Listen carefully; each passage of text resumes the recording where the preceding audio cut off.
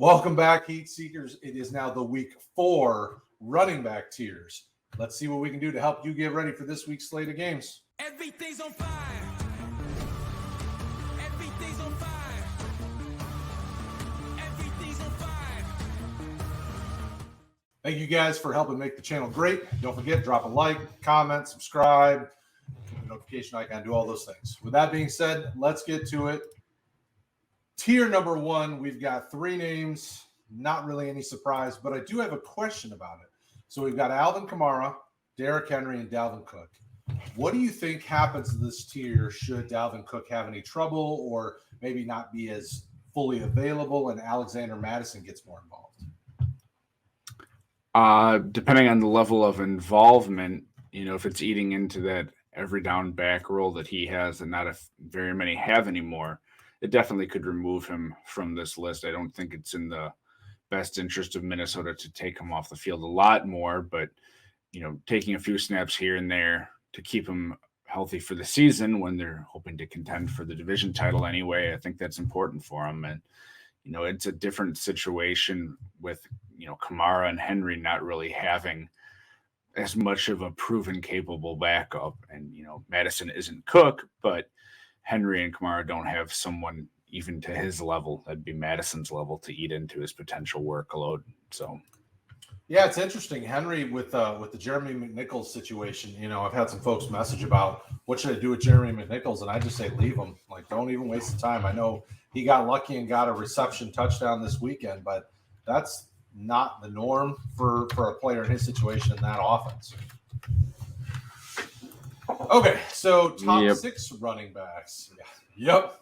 The top 3, there isn't that much to talk about, and there's probably not that much debate. So, oh yeah, I would completely agree. I think top 6 is probably real similar as well. Aaron Jones, Joe Mixon, Nick Chubb, although Nick Chubb had a down week against a good Bears run defense, Austin Ekeler, and Saquon Barkley. Saquon looked to be pretty well back. They gave him a more full workload this week, and he gave you a better productive fantasy week.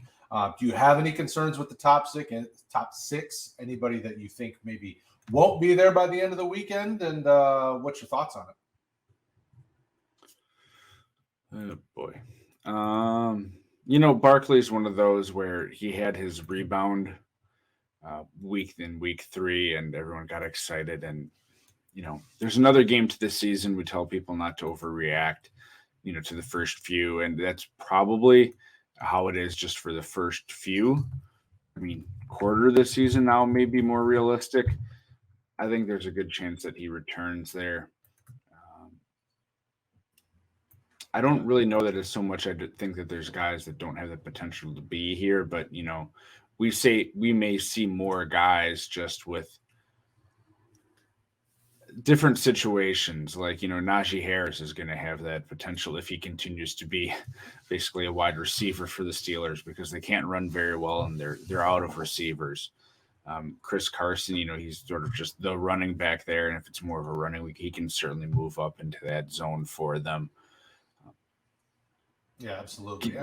Gibson, really maybe Montgomery. I think the reason going down a tier here, the reason he's not up there is just how atrocious that Bears offense looked. He certainly has that potential to be there for him, but is that offense, and I guess Matt Nagy, going to allow that to happen for him? That's trickier, and that Detroit defense hasn't been amazing, but to your point in a different video, they're trying hard. They got a lot of effort, and they got a lot of big bodies on that defensive line to put a lot of effort in. So I think you could see more of that same thing, which may surprise people that Montgomery is down tier, but this year just hasn't gone well for the Bears. Oh, absolutely. And talent-wise, any of the guys in the RB1 tier, and I would even argue some of the guys in the RB2 tier could get up to top 6 value by the end of the weekend, through week 4 games. But their situation has been the big issue. Kareem Hunt has the talent. We saw him go off against Chicago where Chubb struggled because they flexed him out into space and they got him the ball out in the flat and let him do some other things in the receiving game. Najee, Montgomery, Zeke, Taylor, Carson. All these guys are super talented and have the potential to hit that ceiling, but we're really feeling that these are kind of the floor for them this week is, RB1 or RB2 in some of the situations. So I don't really have an issue with anybody in the RB1 category. I feel bad for James Robinson because, he went from top 5 running back last year to, for some reason, the Jaguars don't like him this year. So he's getting play, but he's still their best running back. So it's really a surprise to me on how things have kind of transpired with him in Jacksonville.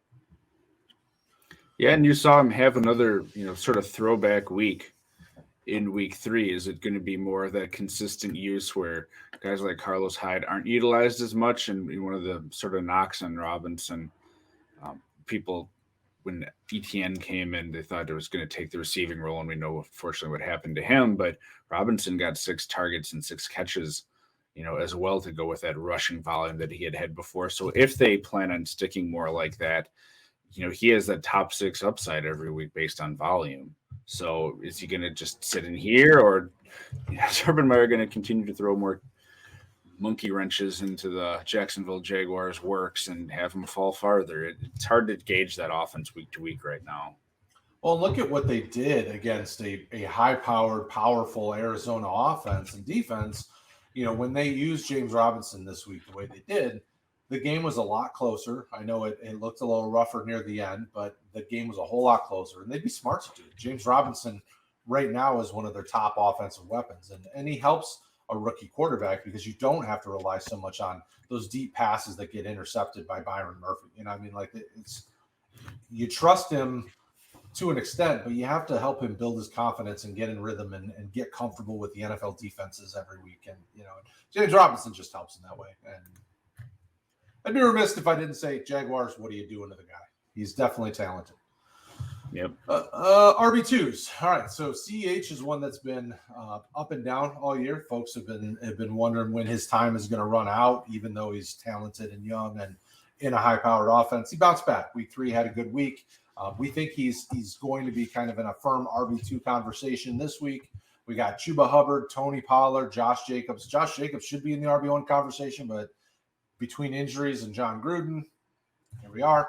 Miles Sanders, Damien Harris, Zach Moss, who bounced back with a big 2-touchdown week. Looks like he's back to full health and full ready and up to speed and ready to roll. Then Jamal Williams on a team that uses multiple backs regularly. And then Nyheim Hines. With the news about Marlon Mack, Nyheim Hines' value stays pretty strong and should get just as involved. What do you think about this RB2 group?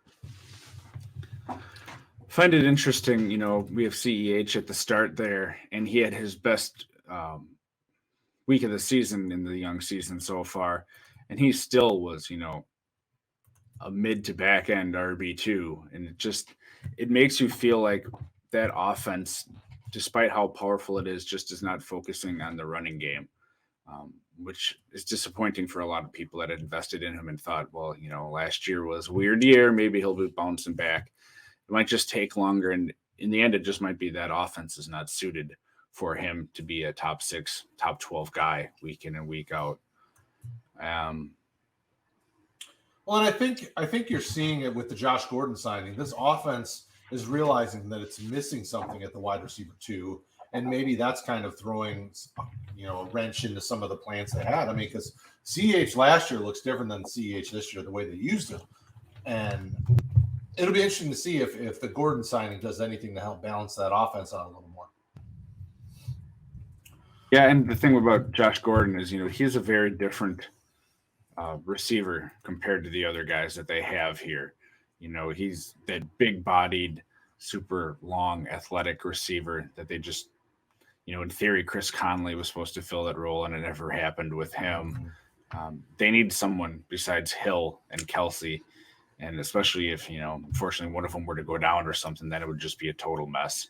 So sort of like you see with the wide receivers where outside of Hill, there isn't a whole lot.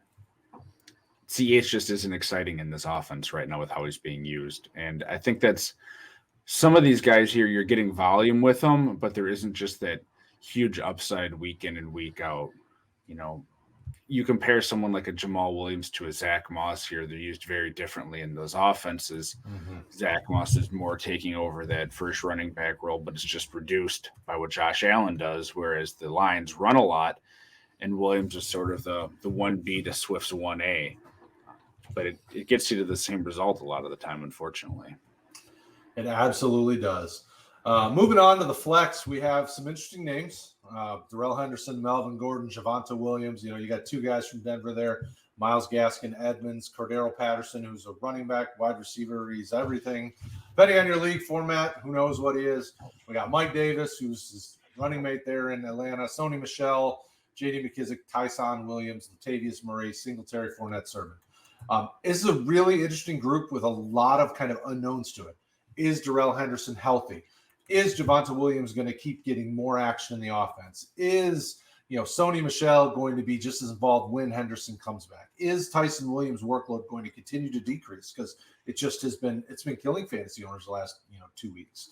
What do you make of this flex group? And are there any guys in this flex group that you see making it RB2 or even back in RB1 conversation in week 4? The name that sticks out to me is Patterson. The way that he's being used as a receiver and a running back, and he's just getting volume. There's that familiarity and that trust level. You have Pitts and Ridley more as those big-bodied, down-the-field type of guys, but Patterson you can use in the short passing game and the running game, and he's getting that volume there. And I think, we've seen it in the past with him for a few games. Mm-hmm. It just feels different this time where Mike Davis, he's getting the rushing volume, but he just isn't effective for whatever reason. They're very different styles of players. And, Edmonds too, I know we didn't see it this week with how James Conner came in and sort of took over. But Edmonds in that offense, he's going to be more the receiving back that's always going to have that chance to blow up. Whereas a lot of these guys, you look at Melvin Gordon and Javonte Williams, I feel like that's just a time split the rest of the year where, Williams is going to eventually take over, but Gordon, you might as well still get some use out of them, and it's working for him. Where, he's going to be in there pounding the ball a bit for him. It is a mess for a lot of these guys. The Rams, it's that same situation. Michel and Henderson aren't the same type of players. And is there room for both of them? Yeah. But if they're both going to be playing, they're going to eat into each other in a very different way than like Swift and Williams do, because Swift and Williams are going to have the ball run a lot more in Detroit, where we see that offense. Passing is the offense for the Rams, and that's where they're most effective. And it's the same thing with we talked about Moss above, but then you have Singletary. That's a passing and then run first for Josh Allen type offense where someone's going to get some yards and maybe a touchdown each week. But good luck figuring out who it's going to be. It is. It can be a bit of a crapshoot. All right, to round it out in the sleeper conversation, we have really a bunch of random guys that all do different things that may or may not have value on a week in and week out basis. Kenyon Drake, if Josh Jacobs is hurt, definitely sees a bump in value. Elijah Mitchell, if he's not hurt and San Francisco wants to use him, then he, I think, kind of catapults himself over Trey Sermon because of what he does, both as a rusher and a receiver. And he's done well the first few times he's given the opportunity. But then you got like James Conner. A couple of rough weeks. Then he had a solid week last week. Not spectacular, but a return. You have Michael Carter, who they're starting to give the ball more to, kind of a Javonte Williams situation. When does he really truly take over the backfield? I don't think it's yet. And then you got A.J. Dillon, 700 Houston running backs, and some other guys that have potential but haven't been as heavily involved in their offense, kind of more pass catchers out of the backfield than true running backs at this point. What do you make of the sleeper group? And then is there somebody from this group that you think kind of catapults himself into a flex or RB2 conversation in week 4? There's no one that I'm confident is just going to do it. Connor certainly has it game script dependent. If they're just going to be trying to run the ball more to eat up clock or because the passing game just isn't clicking for whatever, he's more of the consistent between the tackles runner as opposed to Edmonds. Gainwell, game script dependent. If they're just going to be throwing the ball, he always has that chance for the Eagles. And same thing with Giovanni Bernard. If they're in a situation where they're down, he's the guy that's going to be on the field. He's going to be the James White for Tom Brady. It's just hard to know, are you going to run into that this week?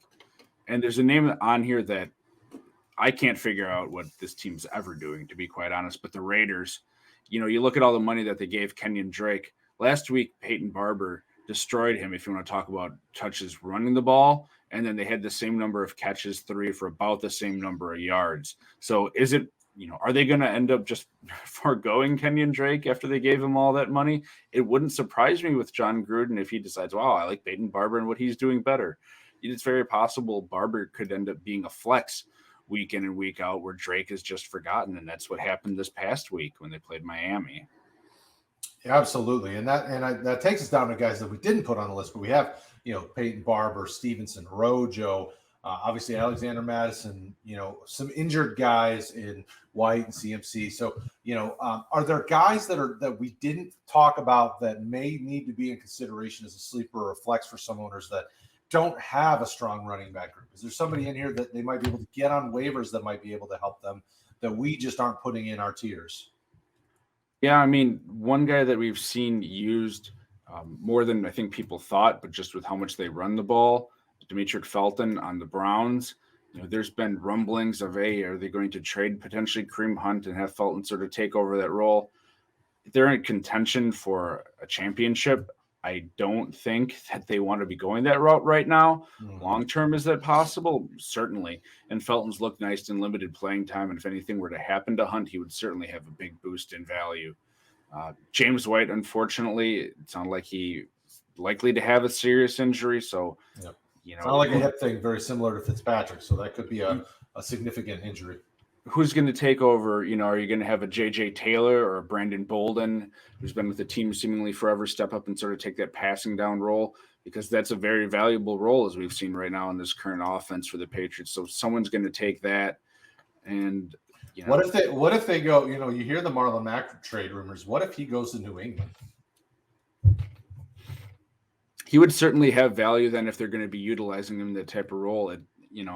Belichick has gone out and got running backs before to plug into his system.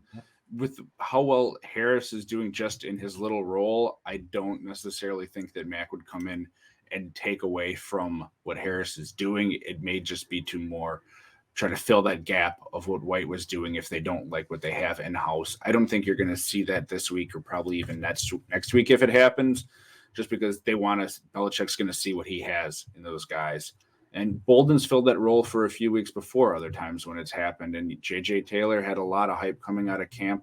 He certainly fits that mold. So absolutely. Potentially maybe, but, if Mack is going to go to a situation where he's going to be used as, even a Jamal Williams type of role to someone else's running back one on the team, certainly. If he were to go to a team like Baltimore, could he step in and have value? I think he's probably better than Tyson Williams and probably Murray even at this point if he's, shown that he's able to play, which the Colts say he can. There just isn't room for him. It makes you wonder because what we see with injuries, like, wouldn't you want to just keep a guy like in case something happens? But I know. Well, I want to put that name out there because people are going to be asking about that guy. And, yeah. The trade rumors are going to be hot and heavy until it actually happens. So it'll be interesting to see where it goes from there. So that's it, folks. These are our tiers. Who did we miss? Who should we have on here? Comment below. Give us your thoughts, your feedback. Let us know what you liked, didn't like. And as always, if you need help with your start sit Sunday morning, Rick and Bryce on the Boomer Bust Show will be here to help you. We thank you guys for everything you're doing. We'll see you later.